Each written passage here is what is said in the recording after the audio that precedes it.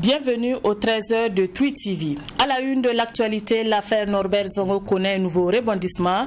La justice française a donné son aval pour l'extradition de François Compaoré. Dans ce journal, la réaction du ministre de la Justice burkinabé et de certains Ouagavillois. En RDC, la campagne présidentielle bat son plein. Le ticket Tshisekedi et Kamere, toujours dans un élan de séduction de l'électorat. Hier mardi, ils étaient à Goma, la capitale du Nord Kivu. Bonjour chez vous et bon appétit à vous qui êtes à table.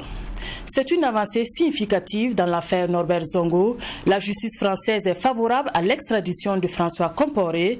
La nouvelle est tombée hier et notre reporter Maxime Jean-Eudes Bambara a tendu son micro au ministre Bagoro en charge de la justice qui nous informe que la décision est susceptible de faire l'objet d'un pourvoi en cassation. On l'écoute. Je dois dire que dans ce domaine, il n'y a pas lieu de se réjouir ou pas.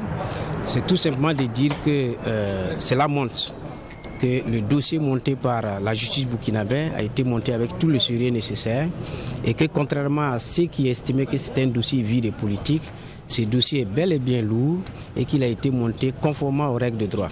Je rappelle que la décision, l'avis favorable qui a été rendu par la Chambre de contrôle de la Cour d'appel de Paris est conforme aux réquisitions du procureur général.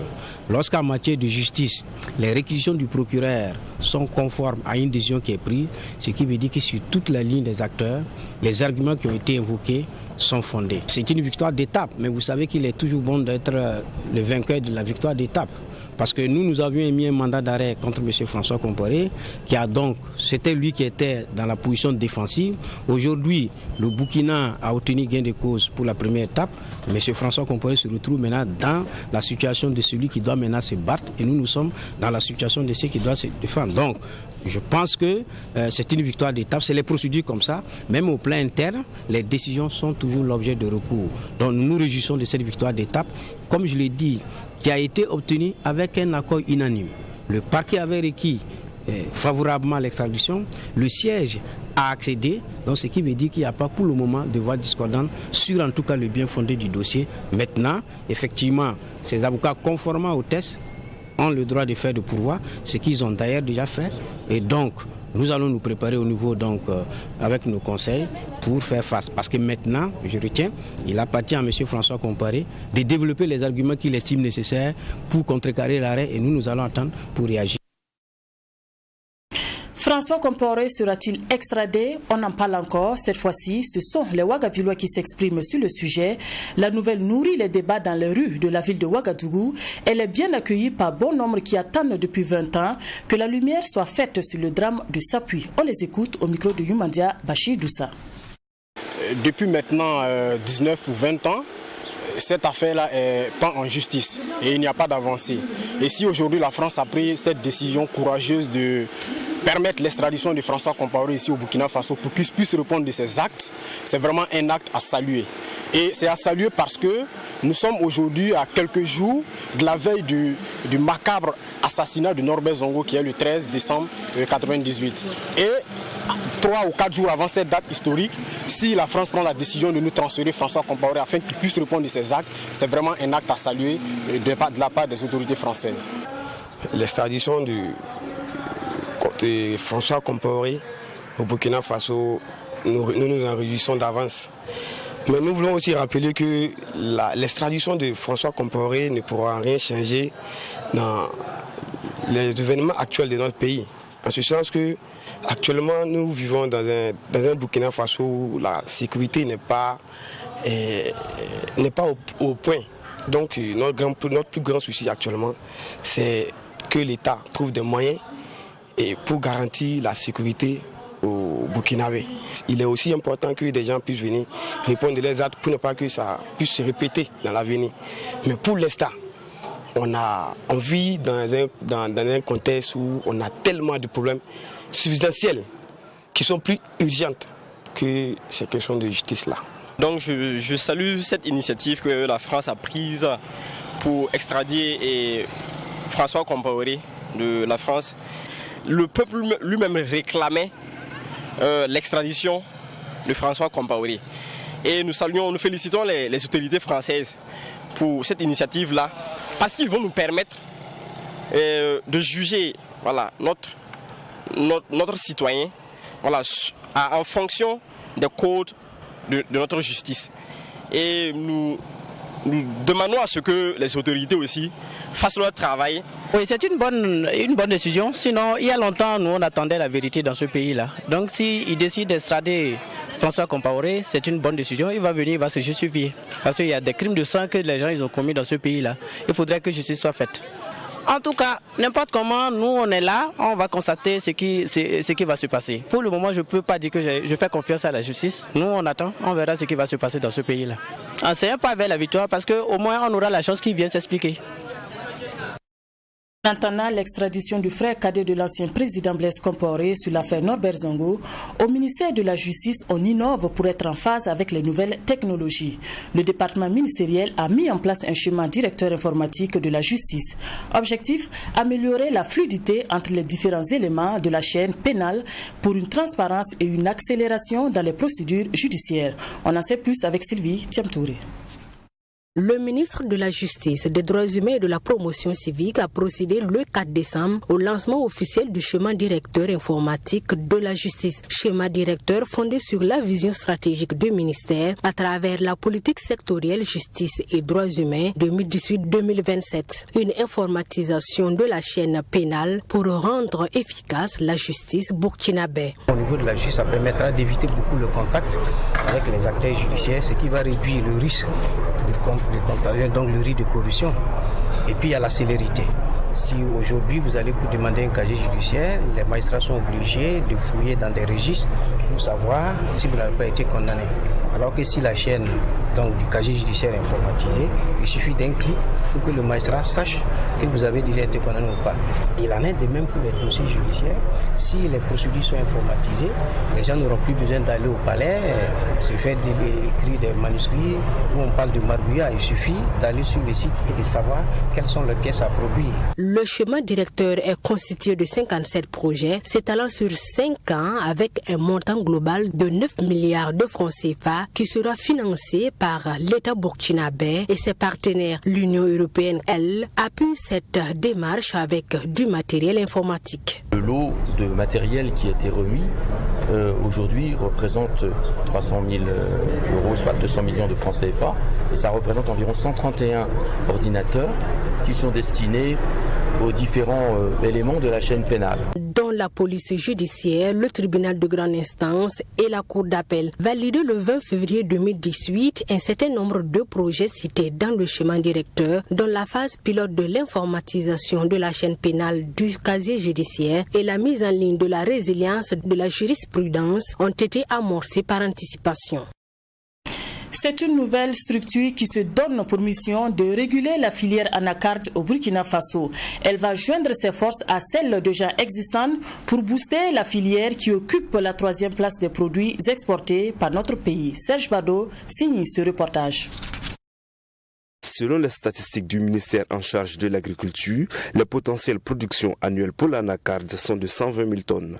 Une filière qui est une source réelle de recettes d'exportation, de création d'emplois et de revenus. En 2016, l'anacarde était le 3e produit d'exportation après l'or et le coton, avec une valeur de 67 milliards de francs CFA, soit 4,5% de la valeur totale des exportations. Des statistiques qui permettent de positionner l'anacarde comme une filière stratégique du Burkina Faso, d'où la nécessité de mettre en place une structure de régulation, de stabilisation et de développement de l'anacarde. Je trouve que c'est un produit qui nécessite d'avoir une certaine régulation pour que du point de vue des acteurs, du point de vue des achats en termes de qualité, les acteurs puissent bénéficier.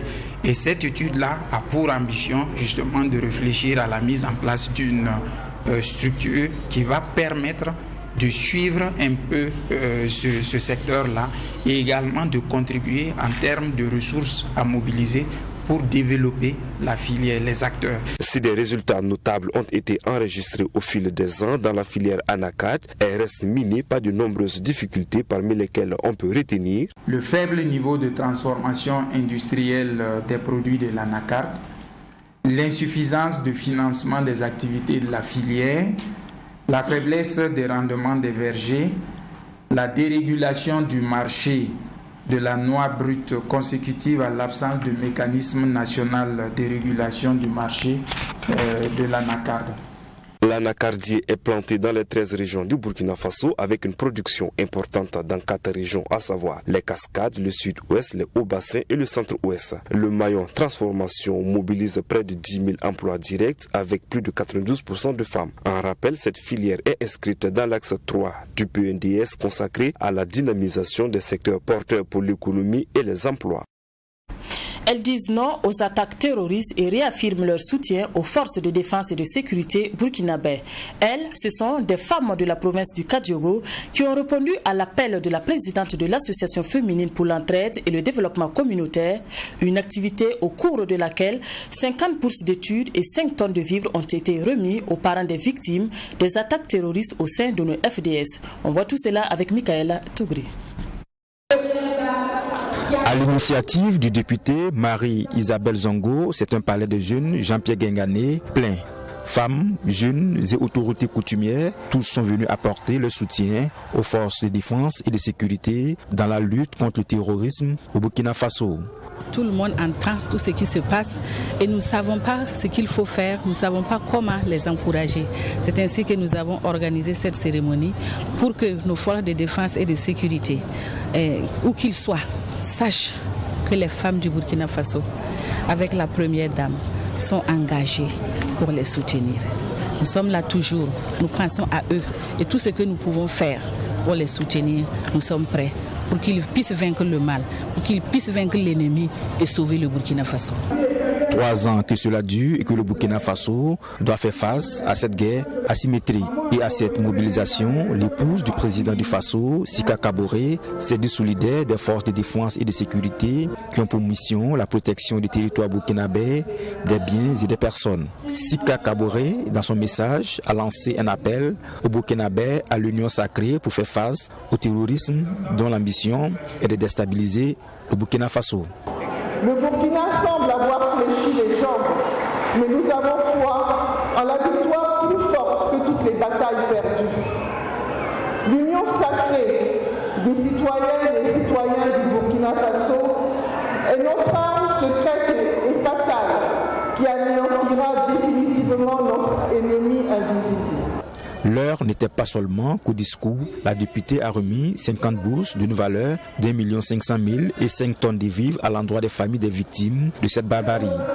Je vois qu'elles ont mis une touche particulière en ce qui concerne les orphelins, les enfants scolarisés ou qui ont besoin de scolarisation en octroyant une 50aine de bourses pour les enfants qui sont en difficulté du fait de cette situation. Ce geste, ainsi que tous les autres du genre qui viennent du profond de notre société, va compléter celui de l'État, ces efforts que l'État lui-même fait pour que de plus en plus aller à cette bataille ne soit pas un handicap pour sa famille. Dans cette lutte contre le terrorisme au Burkina Faso, plusieurs dizaines de forces de défense et de sécurité ont perdu la vie, ainsi que des blessés et d'importants dégâts matériels enregistrés. La direction régionale de la culture, des arts et du tourisme a un nouveau directeur. Nommé en conseil des ministres le 29 novembre dernier, Mamoudou Namotougou remplace à ce poste le docteur Mamoudou Oubda. La passation de service est intervenue hier mercredi. Le directeur entrant dit compter sur la collaboration des agents pour la réussite de sa mission. Le compte-rendu de Maxime Jean-Eudes Bambara et de Adam Scalet Ouedraogo. Je vous déclare installé dans vos fonctions ce jour 5 décembre 2018 avec toutes mes félicitations et encouragements. Ainsi, le nouveau capitaine vient de prendre officiellement le commandement du bateau battant pavillon Direction régionale de la culture, des arts et du tourisme. Mamoudou Namoutougou remplace à ce poste son homonyme Mamoudou Oubda. Après 33 mois de service, c'est avec satisfaction que le directeur régional de la culture, des arts et du tourisme sortant dit passer le témoin à son prédécesseur. Il reste encore des défis à relever parce qu'effectivement notre patrimoine culturel, matériel et immatériel est toujours en souffrance. Il est à collecter, il est à valoriser, il est à justement magnifier. Donc il y a beaucoup de choses que nous devons faire dans les régions, surtout dans la région du centre, pour que notre culture soit mieux rayonnante. Même si le nouveau directeur de la culture, des arts et du tourisme a dit attendre sa lettre de mission pour s'exécuter, déjà l'homme mesure l'ampleur de la tâche à lui confier et dit compter sur l'engagement de ses collaborateurs. Bon, j'ai attendu le don de soi, la collaboration, la cohésion, comme je l'ai cité dans mon discours, surtout la compréhension, pas de barrière. En tant que nouveau, vous savez que nous sommes en fin d'année, donc c'est des nouvelles lettres de mission qu'il faut attendre. Donc selon les orientations de l'autorité, nous allons nous exécuter. Désormais installé dans ses nouvelles fonctions, celui qui était jusque-là conservateur et restaurateur de musées est attendu au pied du mur les défis du recensement du patrimoine culturel immatériel, la structuration des acteurs culturels et la mobilisation des ressources dans le secteur du tourisme étant toujours posés. Et son premier test sera sans doute l'organisation du FESPACO 2019, annoncé du 23 février au 2 mars prochain. Allons à présent à RDC où la campagne présidentielle bat son plein, le ticket Tshisekedi Kamere toujours dans un élan de séduction de l'électorat. Hier mardi, ils étaient à Goma, la capitale du Nord Kivu, qui représente 10% de l'électorat du pays. Suivez. Le candidat Tshisekedi et son potentiel premier ministre en cas de victoire, Vital Kamerhe, ont aussi critiqué sévèrement l'autre candidat de l'opposition, Martin Fayulu, qu'ils accusent de vouloir retarder l'élection et donc le départ du président Joseph Kabila. Aujourd'hui, ils sont incapables de dire si, oui ou non, le 23 décembre, ils vont aller aux élections. Et nous disons... Ça, c'est une position qui permet de maintenir Joseph Kabila et sa médiocrité aux affaires. C'est surtout Vital Kamerhe, originaire du Sud Kivu voisin, qui a longuement pris la parole en Swahili au cours de cette réunion publique en plein air, sans incident ni passion particulière, devant 2 à 3 000 personnes. Kamerhe est longuement revenu sur les raisons pour lesquelles Tshisekedi et lui s'étaient retirés de l'accord de Genève qui avait désigné M. Fayulu, candidat unique de l'opposition. Il y avait des rumeurs qui circulaient en disant qu'ils sont des caméléons, voilà comme ça comment ils se sont retirés de l'accord de Genève, ils sont allés à Nairobi, voilà ils sont des caméléons, et voilà Kamerhe, il avait d'abord trahi encore le Congo, je ne sais pas en 2000 combien, c'était des rumeurs qui circulaient et nous on ne savait pas où se situer réellement. Et alors avec ce qu'il vient de nous montrer, vraiment on est convaincu car il vient d'éclaircir les rumeurs. Prenant la parole à son tour en français, Félix Tshisekedi, originaire du Saï et bien implanté à Kinshasa, s'est montré au moins assez sévère envers son rival de l'opposition Fayulu qu'envers le dauphin du président Kabila, l'ex-ministre de l'Intérieur Emmanuel Ramazani Shadari. Kamerhe a été le meilleur président de l'Assemblée de l'histoire de notre pays. Donc ça veut dire qu'avec lui à la primature demain, nous allons avoir le meilleur premier ministre de l'histoire de la République démocratique du Congo. Fayulu affirme qu'il veut aller aux élections du 23 décembre sans la machine à voter, sans pour autant parler de boycott. Tshisekedi et Kamerhe veulent des élections avec ou sans machine à voter. Tshisekedi a promis de lutter contre les dizaines de troupes armées qui convoitent les richesses minérales des deux Kivu. La promesse la plus importante d'après Dieudonné, 22 ans et étudiant en sciences, qui dit « Dans l'Est de la République, nous sommes confrontés à beaucoup de problèmes d'insécurité, avec les tueries à Béni, les gens égorgés dans les champs et dans les quartiers. » Il fait également l'actualité. Pierre Boyoya, l'ancien président burundais, affirme n'avoir pas de crainte à être extradé. Un mandat d'arrêt a été lancé contre lui. Il est accusé d'être impliqué dans l'assassinat de l'ancien président Ututu Melchior Ndadaye en 1993. Un assassinat qui a déclenché une guerre civile dans le pays. Le Burundi a lancé un mandat d'arrêt international contre l'ex-président burundais Pierre Buyoya et ses anciens hauts responsables pour leur rôle présumé dans l'assassinat en 1993 de Melchior Ndadaye, premier président hutu démocratiquement élu du pays, a annoncé vendredi le procureur général. La liste commence par celui de Buyoya et comprend 11 hauts gradés des forces de sécurité et 5 de ses anciens proches collaborateurs civils, aujourd'hui à la retraite et en exil. Le procureur général a estimé qu'il est impérieux qu'ils soient interrogés sur le rôle qu'ils auraient joué dans ce crime et demandé que les pays qui les hébergent puissent les arrêter et les extrader au Burundi afin qu'ils puissent s'expliquer sur les faits qui leur sont reprochés. Je ne crains absolument pas d'extradition ni par au Mali ni par d'autres pays parce que les records du gouvernement du Burundi en matière de droits de l'homme sont faits que il est difficile de comprendre que les gens soient extradés vers ce pays.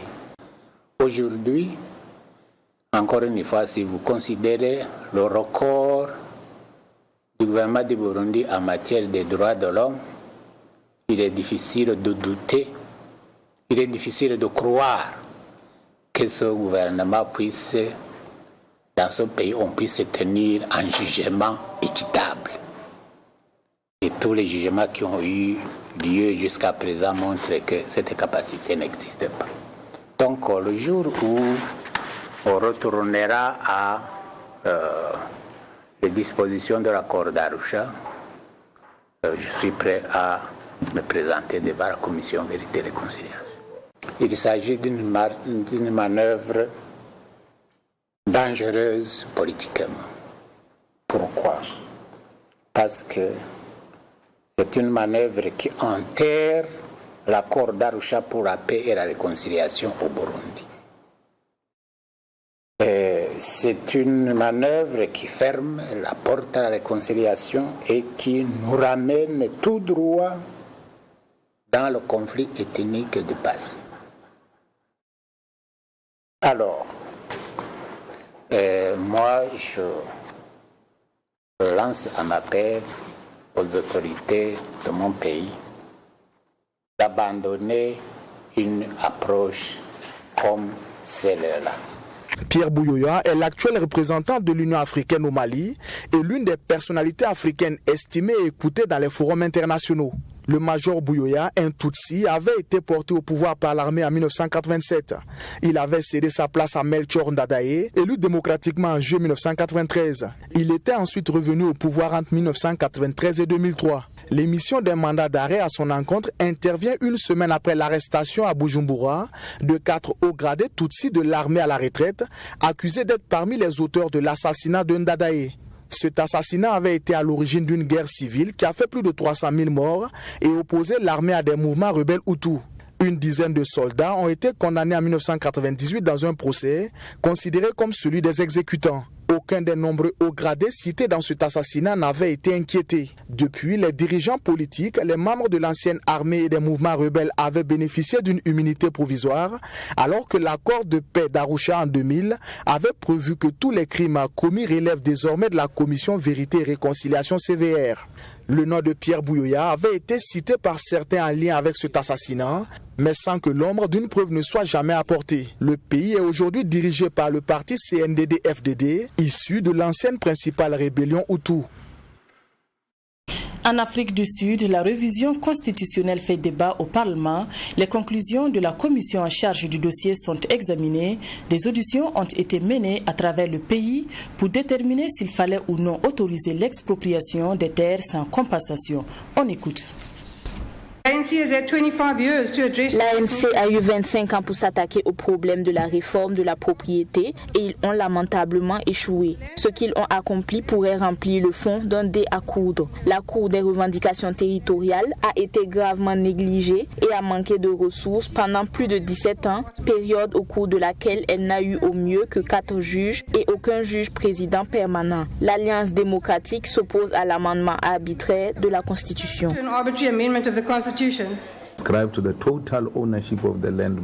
Nous souscrivons à la propriété totale des terres par l'État, qu'il s'agisse de religion, de directions traditionnelles, de commerce, d'écoles ou de résidences. Nous devons tous résider sur des terres appartenant à l'État.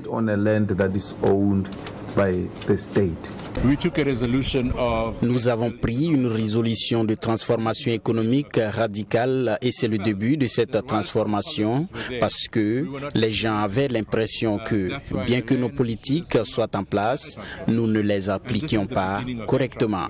C'est pourquoi la question de la terre a été soulevée et beaucoup d'autres le seront pour ce qui est de donner aux gens une véritable liberté. Pas seulement la liberté politique, mais aussi la liberté économique. En Centrafrique, les chiffres sont alarmants. 2/3 des enfants ont urgemment besoin d'assistance humanitaire. Plus de 43 000 d'entre eux sont confrontés à un risque de décès dû à la malnutrition. Des chiffres communiqués par l'UNICEF. Le viol, la malnutrition, le sida, le travail forcé dans les groupes armés, aucun de ces maux n'échappe les enfants de Centrafrique en conflit, dont 2 sur 3, soit 1,5 million, ont besoin d'assistance humanitaire selon l'Organisation des Nations Unies. Ce qu'on dit aujourd'hui, c'est que 1,5 million d'enfants centrafricains ont besoin d'aide humanitaire et 1,5 million d'enfants, c'est 2 enfants sur 3 dans le pays. 50 conflits armés, ça veut dire que les enfants ont besoin d'aide dans quasiment tous les domaines aujourd'hui. Ils ont besoin d'aide depuis la naissance jusqu'à la petite enfance pour avoir accès aux soins de santé primaire et aux soins de nutrition. Ils ont besoin un peu plus grand d'aller à l'école, ils ont besoin d'être protégés contre le recrutement par les groupes armés. Aujourd'hui, la vie est peut-être encore plus difficile et plus dangereuse pour ces enfants qu'elle n'était au plus fort de la crise. Il y a 5 ans, note un rapport de cette organisation sur la situation des enfants de Centrafrique, publié le 30 novembre et intitulé « Une urgence négligée ». Selon des chiffres de l'ONU, l'espérance de vie y est de 52 ans. 3 personnes sur 5 vivent avec moins de $1,9 par jour et près de la moitié de la population n'a pas accès à l'eau potable. L'enfance n'est pas épargnée par ces statistiques alarmantes. La mortalité néonatale y est la plus élevée au monde, avec un enfant sur 24 qui meurt dans les 28 premiers jours de sa vie. Le nombre d'enfants atteints de malnutrition sévère ou aiguë est passé de 32 348 à 43 000 entre 2014 et fin 2018. Les maladies qui sont graves pour les enfants, il y en a très nombreux. On va en citer en premier lieu la malnutrition, la prématurité, et le palud aussi qui sévit. L'hôpital de Bangui est le seul du pays à disposer de pédiatres au nombre de 5, les régions en grande partie sous la coupe de groupes armés étant totalement démunies en équipement et en personnel. Tour à tour, les 61 enfants qui s'y trouvent aux côtes parfois sanglantes, placés sous une balance pour surveiller l'évolution de leur poids. En général, l'hospitalisation dure 8 jours. Le recrutement forcé par ces groupes armés est un autre fléau pour les enfants centrafricains. 14 000 ont été recrutés par ces groupes depuis 2012 selon l'ONG Child Soldier International. Le conflit qui ravage la Centrafrique depuis 2013 a en outre entraîné d'importants déplacements de population. Quelques 620 000 personnes ont dû fuir les violences, dont 573 000 ont trouvé refuge dans les pays voisins, notamment au Cameroun, au Tchad et en République démocratique du Congo, RDC. Et puis cette citation avant de refermer ce journal, nous devons accorder plus d'importance à notre tâche humanitaire et porter secours aux victimes de conflits et de la famine. C'est une citation de Kofi Annan, extrait de son discours du 24 septembre 2001. Fin de cette édition, merci de votre attention.